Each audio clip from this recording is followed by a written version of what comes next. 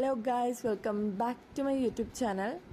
ഇന്നത്തെ തമ്പനിയിൽ കണ്ടപ്പോൾ മനസ്സിലായിട്ടുണ്ടാവും, ഇന്ന് നമ്മൾ ഉണ്ടാക്കാൻ പോകുന്നത് ബ്രെഡ് എഗ് പോക്കറ്റ് ആണ്.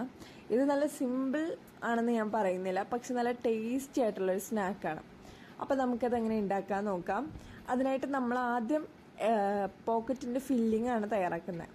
അതിനായിട്ട് 2 കോഴിമുട്ട പുഴുങ്ങിയത് എടുത്തിട്ടുണ്ട്. പിന്നെ കുറച്ച് വെളുത്തുള്ളി, ഒരു വലിയ നാരങ്ങയുടെ ഒരു കഷ്ണം നാരങ്ങ നീര്, കുരുവില്ലാതെ എടുക്കണം കേട്ടോ, കുരു വീഴരുത്. കുരുവില്ലാതെ നന്നായിട്ട് ആ നാരങ്ങ നീര് ഫുള്ളും പിഴിഞ്ഞു വയ്ക്കാം. ഈ നാരങ്ങ നീരില്ലെങ്കിൽ സത്യത്തിൽ വിനേഗറാണ് യൂസ് ചെയ്യേണ്ടത്. എൻ്റെ കയ്യിൽ വിനേഗർ ഇല്ലാത്തത് കൊണ്ടിട്ടാണ് നാരങ്ങ നീരെടുത്തത്. ഇനി നമുക്കിതിലേക്ക് കുരുമുളക് കുറച്ച് ഏറെ ഉണ്ടെങ്കിൽ ചേർത്ത് നല്ലതാണ്.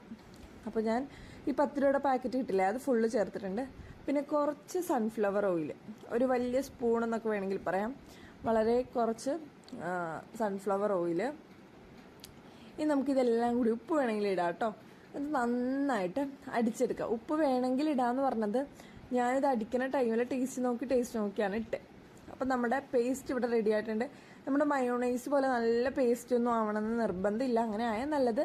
ഇങ്ങനെ നമ്മുടെ ആ പേസ്റ്റിലേക്ക് നമ്മൾ കട്ട് ചെയ്ത് വെച്ചിട്ടുള്ള വെജിറ്റബിൾസ് ഇട്ട് കൊടുക്കാം. ഞാൻ കുറച്ച് ചെറുതായിട്ട് അരിഞ്ഞ ക്യാരറ്റ്, അനിയൻസ്, ടൊമാറ്റോസ് ഇട്ട് കൊടുത്തിട്ടുണ്ട്. ഇതിലും ചെറുതായിട്ട് നിങ്ങൾക്ക് കട്ട് ചെയ്യാൻ പറ്റുമെങ്കിൽ അങ്ങനെ കട്ട് ചെയ്തിടാം കേട്ടോ. ഇനി നമുക്ക് നമ്മൾ പുഴുങ്ങിയ മുട്ടയിൽ ഒരു മുട്ട കുറച്ച് ചെറുതായിട്ട് കട്ട് ചെയ്തും കൂടി ചേർത്ത് കൊടുക്കാം. എന്നിട്ട് നന്നായിട്ട് നല്ല രീതിക്ക് മിക്സ് ചെയ്തെടുക്കാം. നല്ല കുഴമ്പ് പരുവത്തിലെന്നല്ല, നല്ല രീതിക്ക് മിക്സ് ചെയ്യുമ്പോഴത്തേക്കും നമുക്ക് നമ്മുടെ ആ ഫില്ലിങ് നല്ല കറക്റ്റായിട്ട് ഇതേപോലെ കിട്ടും. അപ്പോൾ ഫില്ലിങ് ഇവിടെ റെഡി ആയിട്ടുണ്ട്. നന്നായിട്ട് മിക്സ് ചെയ്ത് കഴിഞ്ഞ് ഫില്ലിങ് റെഡി ആയിട്ടുണ്ട്. ഇനി നമുക്ക് പോക്കറ്റ് ഉണ്ടാക്കാം.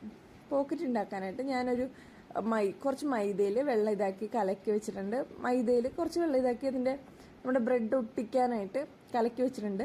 ബ്രെഡ് അപ്പോൾ നമ്മുടെ അറ്റത്തെ ബ്രൗൺ കളറിലെ സാധനം കട്ട് ചെയ്തിട്ട് നമ്മൾ ഇതേപോലെ മൈദയിൽ മുക്കി നമ്മുടെ ബ്രെഡ് ക്രംസിലും കൂടിയിട്ട് ഡിപ്പ് ചെയ്തിട്ട്, ബ്രെഡ് ക്രംസിൽ ഡിപ്പ് ചെയ്യുമ്പോഴത്തേക്കും ആദ്യം ഡിപ്പ് ചെയ്യേണ്ടത് നമ്മുടെ അറ്റങ്ങളിലാണ് കേട്ടോ. അറ്റങ്ങളിൽ ഡിപ്പ് ചെയ്തിട്ട് നമ്മുടെ എണ്ണയിലിട്ട് പൊരിച്ചു കൊടുക്കാം. എണ്ണയിലിട്ട് പൊരിക്കുമ്പോഴത്തേക്കും നമ്മൾ പൊരിക്കാൻ നേരത്ത് അപ്പം തന്നെ ഇട്ട് ഒരു 1 2 3 4 5 എണ്ണ ആ ടൈമിൽ നമ്മൾ പെട്ടെന്ന് മറിച്ചിട്ട് കൊടുക്കുക. അപ്പോഴേക്കും നമ്മുടെ നടുക്ക് ഇങ്ങനെ പൊങ്ങി വരും.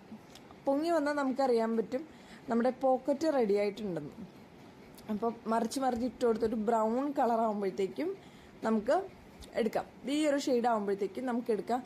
അപ്പോൾ എങ്ങനെയാണ് ഈ പോക്കറ്റ് ഇതിൽ ഇങ്ങനെ ഫില്ല് ചെയ്യാൻ പറ്റിയ പോക്കറ്റ് എങ്ങനെ ഉണ്ടായി എന്ന് ചോദിച്ചാൽ, നമ്മൾ ഈ 4 അറ്റങ്ങൾ, ഇപ്പോൾ ഒരു 2 ബ്രെഡ് ഇവിടെ പൊരിച്ച് വെച്ചിട്ടുണ്ട്, അതിന് 4 അറ്റങ്ങൾ ഉണ്ടാവുമല്ലോ.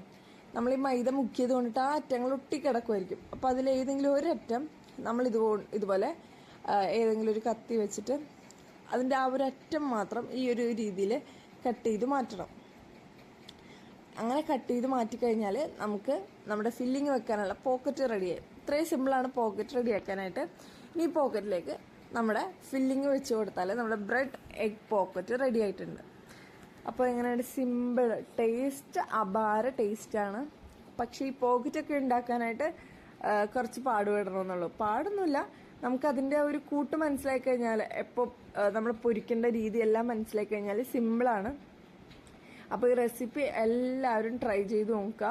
ഇപ്പോൾ റംദാൻ സീരീസൊക്കെ ആയിട്ട് എല്ലാവരും വെറൈറ്റി സ്നാക്ക് ട്രൈ ചെയ്യുന്ന ടൈമാണ്. ഇതും ട്രൈ ചെയ്യുക. വീഡിയോ ഇഷ്ടമെങ്കിൽ ലൈക്ക് ചെയ്യുക, ഷെയർ ചെയ്യുക, സബ്സ്ക്രൈബ് ചെയ്യുക.